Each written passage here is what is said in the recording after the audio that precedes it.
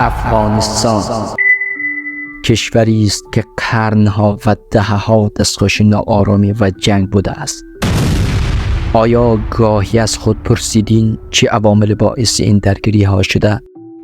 تعداد روافض از شیعه میگه مهدی صاحب کیمه، پلکای ما ریخته می مهدی صاحب کیمه، امام زمان کیمه، امام زمان بیا کی امرش.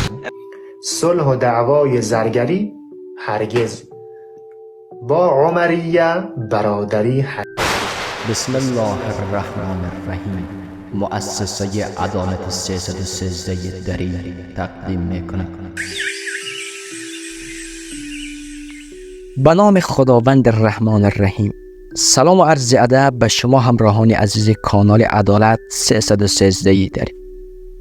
خوش آمدید به مبحث آگاهی و بصیرت، جایی که با همراهی شما به بررسی مسائل عمیق دینی، اجتماعی، اقتصادی و سیاسی می‌پردازیم تا حقیقت را بهتر درک کنیم و نگاه روشن‌تر به واقعیت‌های امروز جامعه داشته باشیم. امروز می‌خواهیم درباره یکی از بزرگترین معضلات جامعه ایمان صحبت کنیم. موضوعی که سال‌هاست کشور را به سمت نابودی می‌کشاند و باعث تفرقه و اختلاف در جامعه ما شده است.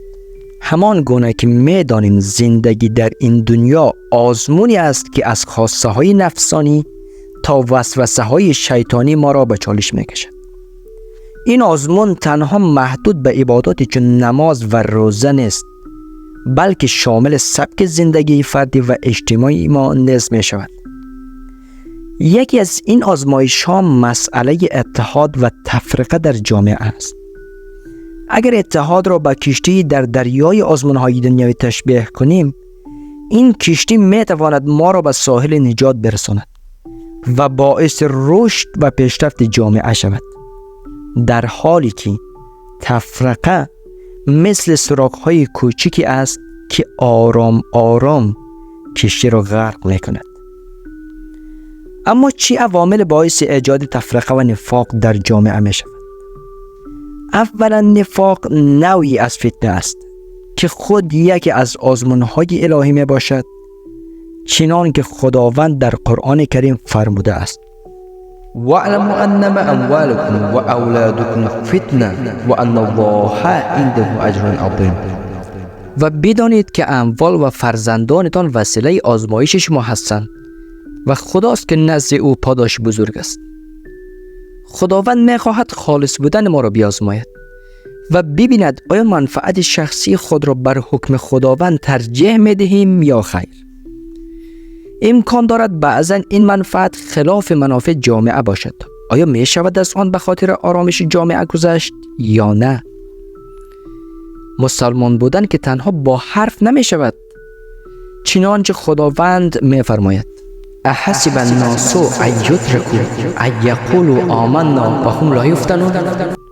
آیا مردم گمان میکنند همین که بگویند ایمان آوردیم رها میشوند و مورد آزمایش قرار نمیگیرند؟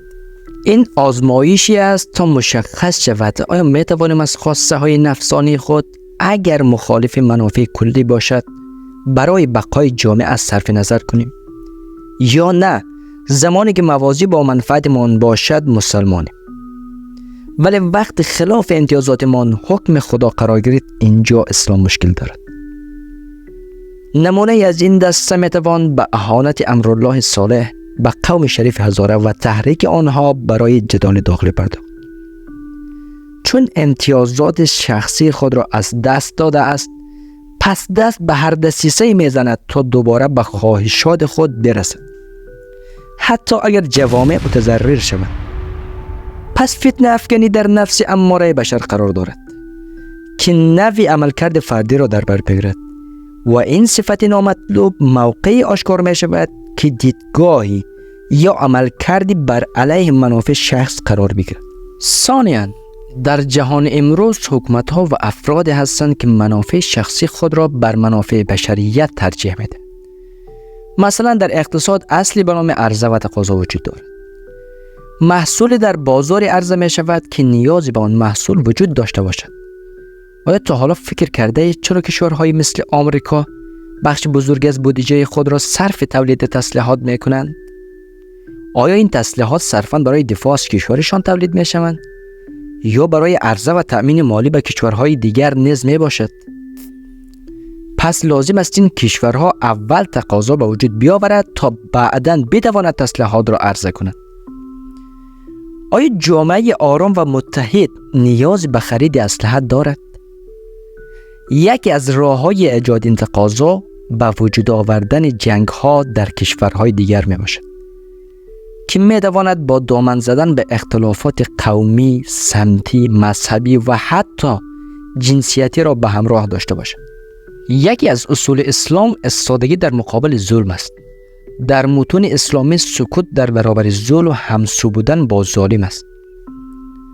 چون کشورهای غربی خوی سلطه‌جویی بر بشریت را دارد، از این منظر تنها ایدئولوژی که میتواند در مقابل ظلم اینها ایستادگی کند مسلمانان واقعی هستند.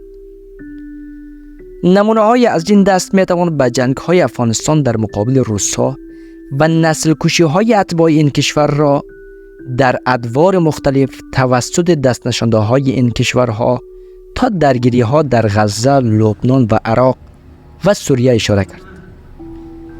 پس به این سوال جواب داده شد که چرا نفاق در اجتماع شکل میگیرد و از چه راه‌های امکان پذیر است؟ آیا به درک این شعار رسیده ایم که تفرقه بیانداز و حکومت کن؟ چرا در جامعه مسلمین که به فرموده قرآن مؤمنان برادر هم است، یکی با چهره اهل تشیع به باورهای اهل سنت توهین کند و دیگری با رنگ اهل سنت به مقدسات اهل تشیع، تا احساسات دو طرف جریحه‌دار شده و به ناآرامی منتج شود؟ قوم، قبیله، سمت، زن و مرد بودن اینها به فرموده قرآن مسیر شناخت است، نه عامل اختلاف و برتری نسبت به هم دیگر. قرآن کریم می فرماید: ای مردم، ما شما را از مرد و زنی آفریدیم و شما را ملت‌ها و قبیله‌ها قرار دادیم تا یکدیگر را بشناسید. گرامی‌ترین شما نزد خدا پرهیزگارترین شماست. آیا میدانید شرکت‌های بلک راک یکی از بزرگترین شرکت‌های در حوزه اقتصاد و سرمایه‌گذاری جهان می باشد که یکی از محصولات تولید کننده آنها تسلیحات جنگی است که در کشورهای اسلامی به فروش می‌رسد؟ اسلام نفاق شیعه و سنی ندارد. ما همه مسلمانیم و برادر. همان گونه که آیت الله سیستانی است مراجع عظام شیعه فرموده است: نگویید اهل سنت، بلکه آنها جان و تن ما هستند. امروز شیعیان در لبنان، عراق، یمن و سوریه جان خود را برای دفاع از حقوق برادران اهل سنت فدا می کنند. پس بدانید عوامل تفرقه انگیز دسیسه های دشمنان بشریت است که برای سلطه‌جویی در دنیا به کار میبرد. حالا شما پاسخ بدهید آنهایی که به نام شیعه به اهل سنت توهین میکنند و عده دیگر هم به اسم اهل سنت به شیعیان اهانت، عوامل دشمنند یا جاهل؟ برای آگاهی از این حقایق و انتشار این معارف کانال ما را سابسکرایب کرده و جهت تولید محتواهای ارزنده ما را حمایت. و السلام علیکم و رحمت الله و برکاته.